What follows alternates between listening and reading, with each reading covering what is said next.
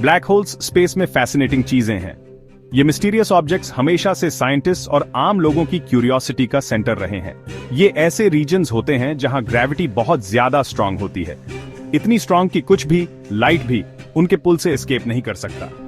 ये gravitational forces इतनी intense होती हैं कि वो स्पेस और टाइम को भी वॉर्प कर देती हैं। इमेजिन करो एक ऐसी जगह जहां फिजिक्स के लॉज जैसे हम जानते हैं ब्रेक डाउन हो जाते हैं।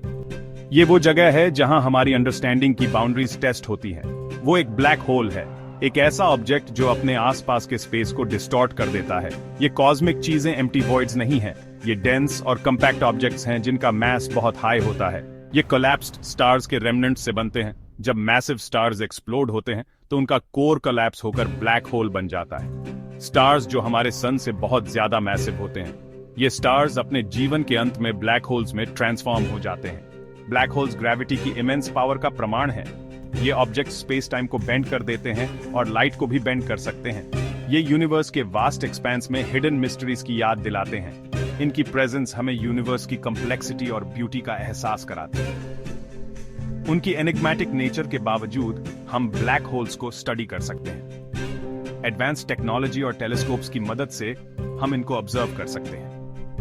हम सराउंडिंग मैटर पर उनके इफेक्ट्स ऑब्जर्व करते हैं। ये ऑब्जर्वेशंस हमें ब्लैक होल्स की प्रॉपर्टीज और बिहेवियर के बारे में वैल्यूएबल इंसाइट्स देते हैं। हम सेफ डिस्टेंस से उनकी पावर को मार्वल करते हैं। ये हमें यूनिवर्स की अद्भुत शक्तियों का एहसास कराते हैं। स्टार्स जैसे हमारा सन विशाल गैस के जायंट बॉल्स होते हैं। ये बर्निंग गैस के जायंट बॉल्स होते हैं जो अपने कोर्स में न्यूक्लियर फ्यूजन से फ्यूल्ड होते हैं। वो ब्राइटली शाइन करते हैं और ये fusion process outward pressure create करता है जो इनवर्ड पुल ऑफ ग्रेविटी को बैलेंस करता है। ये बैलेंस बहुत डेलिकेट होता है। जैसे जैसे स्टार एज होता है उसका फ्यूल खत्म हो जाता है।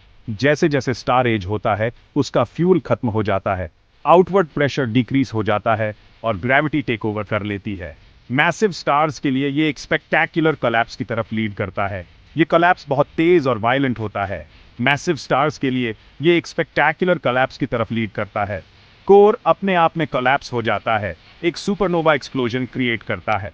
कोर अपने आप में कोलैप्स हो जाता है, एक सुपरनोवा एक्सप्लोजन क्रिएट करता है। ये एक्सप्लोजन बहुत पावरफुल होता है।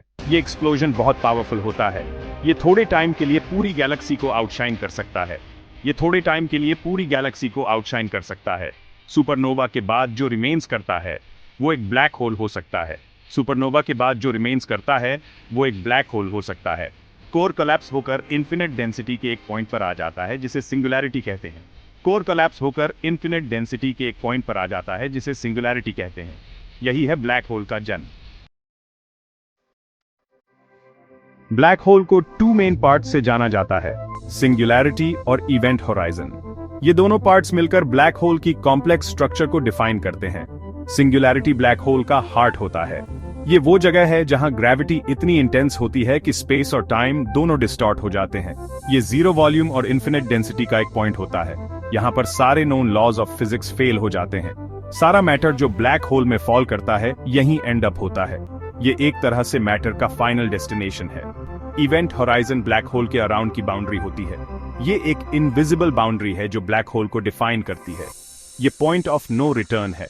इसका मतलब है कि जो भी ऑब्जेक्ट इस बाउंड्री को क्रॉस करता है वो वापस नहीं आ सकता।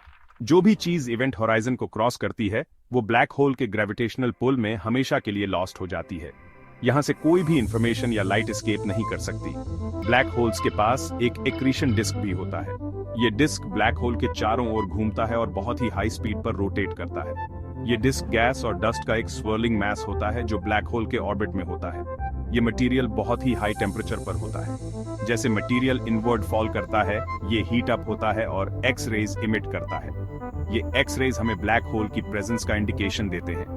हम इन एक्स रेज को ऑब्जर्व करके ब्लैक होल्स को डिटेक्ट कर सकते हैं। ये एक्स रेज हमें ब्लैक होल के बारे में वैल्यूएबल इंफॉर्मेशन देते हैं। हम नियरबाई स्टार्स पर उनके ग्रेविटेशनल इफेक्ट्स भी देख सकते हैं। ये इफेक्ट्स हमें ब्लैक होल की लोकेशन और मास के बारे में जानकारी देते हैं। ब्लैक होल्स यूनिवर्स के सबसे इंट्रिगिंग मिस्ट्रीज में से एक है। ये फिजिक्स की हमारी अंडरस्टैंडिंग को चैलेंज करते हैं। ये हमारे नॉलेज की बाउंड्रीज को पुश करते हैं। ब्लैक होल्स को स्टडी करने से हम यूनिवर्स के एक्सट्रीम्स एक्सप्लोर कर सकते हैं। ये हमें ग्रेविटी और स्पेस टाइम की नेचर के थ्योरीज को टेस्ट करने देता है। ब्लैक होल्स सिर्फ डिस्ट्रक्टिव फोर्सेस नहीं है, गैलेक्सीज के एवोल्यूशन में उनका क्रूशल रोल होता है। ये यूनिवर्स में मैटर और एनर्जी के डिस्ट्रीब्यूशन को शेप करते हैं। ब्लैक होल्स को समझने की क्वेस्ट अननोन में एक जर्नी है। ये एक ऐसा जर्नी है जो यूनिवर्स के कुछ सबसे क्लोजली गार्डेड सीक्रेट्स को अनलॉक करने का प्रॉमिस करता है।